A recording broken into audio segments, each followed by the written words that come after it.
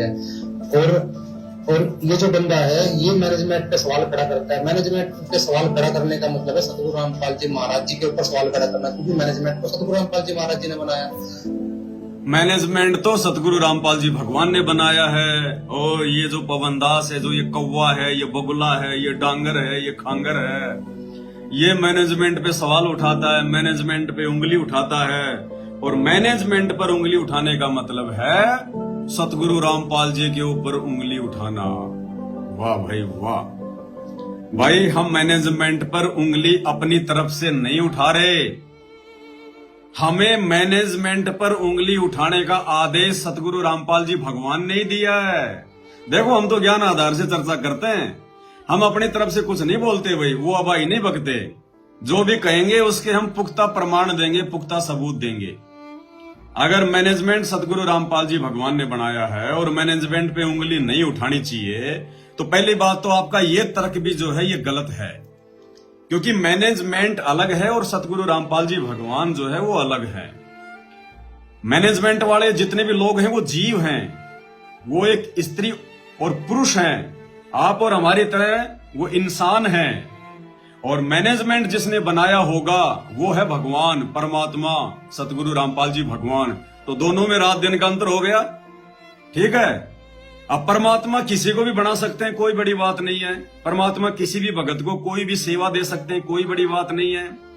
लेकिन ये कौन से शास्त्र में लिखा हुआ है कि वो परमात्मा जिस व्यक्ति को सेवा सौंप देगा वो कभी जिंदगी में गलती नहीं करेगा, या परमात्मा जो मैनेजमेंट बना देगा वो मैनेजमेंट जिंदगी में कभी कोई गलती नहीं करेगा? ये कौन से शास्त्र में लिखा हुआ है? ये गुरुजी ने कौन से जो है वो सत्संग में बोला? दूसरी बात, मैनेजमेंट के खिलाफ हम उंगली उठाते हैं तो कोई राग द्वेष ईर्ष्या के अनुसार नहीं उठाते। मैनेजमेंट ने हमारी कोई जमीन नहीं हड़प रखी है, हमारा कोई मकान पे कब्जा नहीं कर रखा है, वो हमारा कोई दुश्मन नहीं है। वो तो पर हमारी तरह भगत है, 2 कोटि का जीव है। बस अंतर इतना है, मर्यादा टूटने के चलते वो काल के अधीन हो गया। अब काल उसको मदारी के बंदर की तरह नचा रहा है। और वो मैनेजमेंट यदि ज्ञान के विरुद्ध कोई काम करेगा, भले ही वो संत रामपाल जी ने बनाया मैनेजमेंट, अगर वो मर्यादाओं के विरुद्ध काम करेगा या चलेगा या संगत में कोई ऐसा नाटक करेगा, आडंबर करेगा, पाखंड फैलाएगा, तो वही संत रामपाल जी भगवान का ये सत्संग रूपी आदेश है। भगत ने फिर ज्ञान आधार से उसकी पोल भी खोलनी चाहिए। देखा देखी में चलने के लिए संत रामपाल जी ने आदेशित नहीं किया। परमात्मा कहते हैं, कहे कबीर सोए जन मेरा, जो नीर खीर का करे निबेरा। जो सही और गलत को देख कर आगे बढ़ेगा, आंख बंद करके नहीं चलेगा, गुरुदेव कहते हैं वो मेरा असली भगत है। तो भाई खुद सतगुरु रामपाल जी भगवान ने सन 2014 बरवाला कांड के बाद जब उनको पुलिस प्रशासन पंचकुला लेकर जा रहा था मेडिकल के लिए, तो भाई 20 नवंबर की रात्रि को, 20 नवंबर 2014 की रात्रि को, क्योंकि 18 नवंबर 2014 को बरवाला कांड हुआ था, और 19 नवंबर 2014 की रात्रि को तकरीबन 9 साढ़े 9 बजे, क्योंकि दास भी तो उसी आश्रम में मौजूद था उस समय, हमारी आंखों के सामने गुरुदेव भगवान को पुलिस प्रशासन लेके गया था।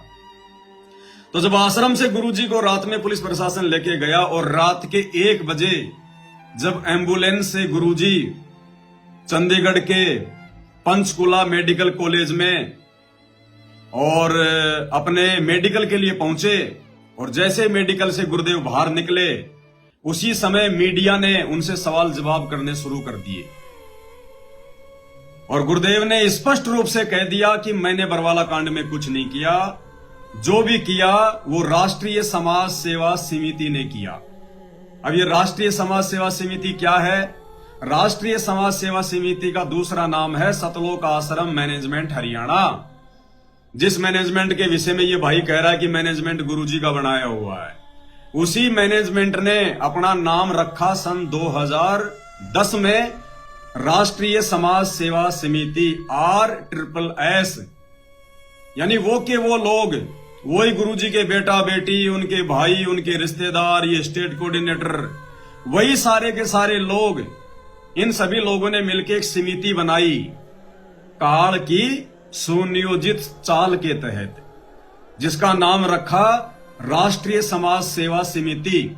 वो चाहे मैनेजमेंट कहो चाहे राष्ट्रीय समाज सेवा समिति कहो, एक ही बात है, आदमी वो के वो, बस खाली नाम चेंज कर दिया गया उसका। तो जब मीडिया वालों ने गुरुदेव से सवाल जवाब किए कि महाराज जी आश्रम में इतने आदमी मारे गए हैं, आपको कोई अफसोस है? और आपके वहां पे जो है इतने वो गुंडे खड़े थे, तो गुरुदेव स्पष्ट रूप से कह रहे हैं, ये वीडियो अभी आपको सुनाऊंगा, देखना ये गुरुदेव का। गुरुदेव स्पष्ट रूप से कह रहे हैं कि वो जो भी कुछ किया वो राष्ट्रीय समाज सेवा समिति ने किया। गुरुदेव ने, ये तो सत्यवादी परमात्मा है भाई। अरे ये भगवान भी अगर तुम्हें लगता है कि झूठ बोल रहा है तो फिर धरती पर फिर सोच लेना कोई भक्ति नहीं है। फिर धरती खाली है, मरेंगे लोग, फिर कुछ नहीं है इस धरती पर। अगर ये सत्यवादी भगवान भी अगर झूठ का सहारा लेने लग गया तो इसको किसका डर है भाई? इसको किसका भय है जो ये झूठ बोलेगा? इन्होंने स्पष्ट राष्ट्रीय समाज सेवा समिति अर्थात सतलोक आश्रम मैनेजमेंट हरियाणा अर्थात अपने परिवार व रिश्तेदारों को बरवाला कांड का दोषी बताया, और किसी बंद कमरे में नहीं बताया, पूरी दुनिया के सामने, मीडिया वालों के सामने लाइव बताया। और यदि कल को सतगुरु रामपाल जी के ये स्टेटमेंट यदि ये गलत हो जाते हैं तो भाई आने वाले समय में दुनिया इनकी भक्ति नहीं करेगी, क्योंकि दुनिया सत्यवादी की भक्ति करती है, झूठे की भक्ति नहीं करती। हम रोज संध्या आरती पढ़ते हैं, सत्यवादी के चरणों की मैं सिर पे डारूं धूर, और 84 निश्चय मिटे पहुंचे तख्त हजूर। ये वो सत्यवादी भगवान है। अगर संगत की आंखें खुल जाएं तो इस वीडियो को देखकर, और ये सत्यवादी भगवान मीडिया के सामने पूरी दुनिया को क्या संदेशा दे रहा है? उस मैनेजमेंट के खिलाफ बयान दे रहे हैं गुरुदेव, उस राष्ट्रीय समाज सेवा समिति के खिलाफ बयान दे रहे हैं। अब ये राष्ट्रीय समाज सेवा समिति कोई पाकिस्तान की एजेंसी नहीं है जो आश्रम में आके मैनेजमेंट संभाल रही थी। गुरुदेव के दोनों वो सारी लिस्ट है मेरे पास में, जितने भी मेंबर हैं इसके 50 राष्ट्रीय समाज सेवा समिति के, दास अनेकों बार आपको वीडियो में दिखा चुका है। जितने भी लोग मैनेजमेंट वाले उसके मेंबर हैं, जिसमें दोनों गुरुजी के लड़के राम कुमार ढाका, बलवान जाखड़, ये जितने भी जो स्टेट कोऑर्डिनेटर हैं, बलजीत, सबके नाम हैं। तो गुरुदेव उन सबको कह रहे हैं, यानी जितने भी लोग उस समिति में शामिल हैं, गुरुजी ने उन समिति में शामिल लोगों के ऊपर बरवाला कांड का दोष रख दिया, ये कहकर कि मैंने कुछ नहीं किया, जो भी कुछ किया राष्ट्रीय समाज सेवा समिति ने किया। अब मीडिया वाले ने गुरुजी से पूछा कि महाराज जी समिति भी तो आपकी है, तो गुरुजी स्पष्ट कह रहे हैं कि नहीं, समिति मेरी नहीं है। इतना अच्छा स्टेटमेंट सतगुरु रामपाल जी भगवान ने, इस अंतर्यामी भगवान ने जेल जाने से पहले दे दिया, वरना भाई किसी को नहीं पता चलता कि बरवाला कांड ये किसने करवा दिया। तो सुनो परमात्मा का ये वचन। आपके ऊपर इतने इल्जाम है सर, आपके ऊपर इतने इल्जाम झूठे कैसे हैं आपके ऊपर? आपके गुंडे इतने खड़े थे वहाँ पे, हजारों आदमी हरियाणा पुलिस से। मेरे नीचे राष्ट्रीय समाज सेवा समिति नहीं तो आपकी समिति है। अरे आपकी समिति है बाबा, आप अपने आप को संत कहते हैं, आप संत कहने लायक भी है। आप आपसे भी ये जवाब दीजिए, आपके वहाँ इतनी फोर्स, इतने गुंडे, इतने आदमी खड़ी है हरियाणा पुलिस के ऊपर। इस अंतर्यामी भगवान ने, इस सतगुरुदेव भगवान ने, इस सतवादी भगवान ने जो कहना था सब कुछ कह दिया। और कहते हैं संत वचन पलटे नहीं चाहे पलट जाए ब्रह्मांड। जो सतगुरु रामपाल जी भगवान ने अपने इस वीडियो में पूरी दुनिया के सामने सतलोक आश्रम मैनेजमेंट को बरवाला कांड का दोषी ठहरा दिया है, ये वचन उनके पलट नहीं सकते। संत वचन पलटे नहीं पलट जाए ब्रह्मांड। स्पष्ट कह दिया कि बरवाला कांड का मुख्य दोषी राष्ट्रीय समाज सेवा समिति अर्थात मैनेजमेंट है, और मालिक ने वो कसर भी निकाल दी। परमात्मा ने मीडिया वाले से ये सवाल भी करवा दिया उसके अंदर ये प्रेरणा करके कि बेटा ये तो पूछ ले कि वो समिति मेरी है कि नहीं है, मैंने बनाई है कि नहीं बनाई है। तो मीडिया वाला बोला महाराज जी समिति भी तो आपकी है। अंतर्यामी गुरुदेव बोलो नहीं भाई मेरी समिति नहीं है, एक बार फिर से सुन लो।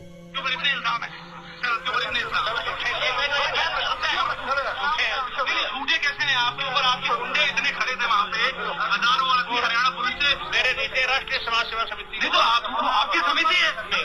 अरे आपकी समिति है बाबा, आप अपने आप को मीडिया वाला बेचारा चिल्लाता रह गया कि बाबा आपकी समिति है, बाबा आपकी समिति है, और बाबा जी कह रहे नहीं नहीं नहीं, ये समिति काल की है, ये समिति ज्योति निरंजन की है, ये समिति हमारी नहीं है। स्पष्ट रूप से मना कर दिया गुरुदेव भगवान ने। भाई और बहनों, आज के इस वीडियो में बहुत सारे नए जो भगत भाई बहन हैं जिनको बरवाला कांड के बारे में कुछ नहीं पता है, जिनको बेचारों को आश्रमों में बुला बुला के ज्योति पाठ दान धर्म के नाम पे लूटा जा रहा है, आज उनकी आंखें खुलेंगी। यार कहते हैं मैनेजमेंट की हर बात माननी पड़ेगी। क्यों? क्योंकि मैनेजमेंट को सतगुरु रामपाल जी महाराज ने बनाया है। भैया हम कोई बाध्य नहीं है मानने के लिए। ये कौन से सत्संग में कहा सतगुरु रामपाल जी भगवान ने कि मैंने ये मैनेजमेंट बना दिया और अब तुम भक्तों ने इस मैनेजमेंट की बात माननी पड़ेगी? अगर मैनेजमेंट की बात माननी है तो फिर सतगुरु रामपाल जी भगवान का मतलब क्या रह गया? फिर सतगुरु रामपाल जी भगवान के सत्संगों का, उनके वचनों का फिर क्या मतलब रह गया? फिर तो जो मैनेजमेंट कहेगा वो ही मानना हमारे को। फिर तो सत्संगों को छोड़ दो, फिर सत्संगों की आवश्यकता क्या पड़ गई? फिर भगवान ने सत्संग क्यों किए अगर मैनेजमेंट की माननी है तो? मैनेजमेंट कल को कहेगा कुएं में पड़ जाओ। हम मूर्ख हैं क्या जो अपने मानव शरीर को हम बर्बाद कर देंगे? तो ये जो आपका जो ये तर्क है, ये बहुत ही ओल्ड और ये घटिया तर्क है। बच्चे भी इतनी समझ रखते हैं, लेकिन उससे भी नीचे गिरी हुई सोच इस भाई की है। काल इतना नीचे गिराता है इंसान को। कहता मैनेजमेंट सतगुरु रामपाल जी महाराज जी ने बनाया, इसलिए उसकी हर बात माननी पड़ेगी। और मैनेजमेंट मतलब सतगुरु रामपाल जी भगवान ही समझ लेना। भाई ये काल, ये दुर्गा, ये ब्रह्मा विष्णु महेश, ये किसने बनाए हैं? ये आपके दादा परदादा ने बनाए हैं क्या? अरे काल को किसने बनाया? सतगुरु रामपाल जी भगवान ने। दुर्गा को किसने बनाया? सतगुरु रामपाल जी भगवान ने। और दुर्गा के विषय में परमात्मा ने क्या कहा? कंठ कमल में बसे अविद्या, ज्ञान ध्यान बुद्धि नाश ही। कि जो ये दुर्गा है ये कंठ कमल में निवास करती है और ये भगत के ज्ञान योग को समाप्त करती है, ये दुर्बुद्धि लेके आती है। तो भाई हम दुर्गा की बात मान लें? फिर तो हमें दुर्गा की हर बात माननी पड़ेगी, क्योंकि दुर्गा तो श्रीमद् देवी भागवत पुराण के 7वें स्कंद में पेज नंबर 428 पर या 462 पर कह रही है, राजा हिमालय को उपदेश देते समय कि राजन और सब बातों को छोड़ दे, ब्रह्म की पूजा कर, काल की पूजा कर। तो फिर तो सभी भक्तों ने दुर्गा की बात मान लेनी चाहिए, क्योंकि दुर्गा को भी तो गुरुजी ने बनाया है, सतगुरु रामपाल जी भगवान ने बनाया है। उस काल की बात भी मान लेनी चाहिए। फिर तो काल की बात भी मान लेनी चाहिए, जो कहता कि मैं ही हूं सबसे बड़ा भगवान, मेरे से बड़ा पुरुष और कोई नहीं है, मेरी शरण में आने के बाद जीव की जन्म मृत्यु नहीं होती, फलाना नहीं होता। फिर तो काल की बात भी मान लेनी चाहिए, फिर तो उसी की भक्ति करनी चाहिए, क्योंकि काल को भी तो सतगुरु रामपाल जी भगवान ने बनाया है। और भाई फिर देवताओं के राजा इंद्र को भी सतगुरु रामपाल जी भगवान ने बनाया है। अब देवताओं का राजा इंद्र मांस भी खाता है, वो दारू भी पीता है, वो वैश्यावर्ती भी करता है, जैसे गौतम ऋषि की पत्नी अहिल्या के साथ किया। तो फिर तो हमने हमारे भाई साहब इंद्र के साथ मिलकर, क्योंकि गुरुजी ने बनाया है ना, अब हर बात माननी पड़ेगी, क्योंकि इंद्र का आदेश मतलब गुरुजी का आदेश, काल का आदेश मतलब गुरुजी का आदेश, दुर्गा का आदेश मतलब गुरुजी का आदेश। तो फिर तो इंद्र के साथ मिलके हमने भी रंगरेलियां मनानी चाहिए। अपने सभी कोऑर्डिनेटरों को बोलो फिर तो मनाओ रंगरेलियां, करो मौज मस्ती, क्योंकि गुरुजी ने तो सब कुछ बनाया है। ये अध्यात्म है, अध्यात्म है। यहां तुम्हारे अपने मनमुखी वचन नहीं चलेंगे, मनमाना आचरण नहीं चलेगा। ये सतलोक आश्रम मैनेजमेंट हरियाणा के सिर पे ये डंडा खड़ा कर रखा है। परमात्मा ने सात संगति रूपी ये डंडा, इनके हर कर्म कुकर्म पर परमात्मा ज्ञान आधार से वीडियो बनवा के इनको सीधा रखते हैं। अन्यथा ये जो है ये धरती का सत्यानाश कर दें, ये लोग धरती का सत्यानाश है। तो परमात्मा की मेहर है ये तो।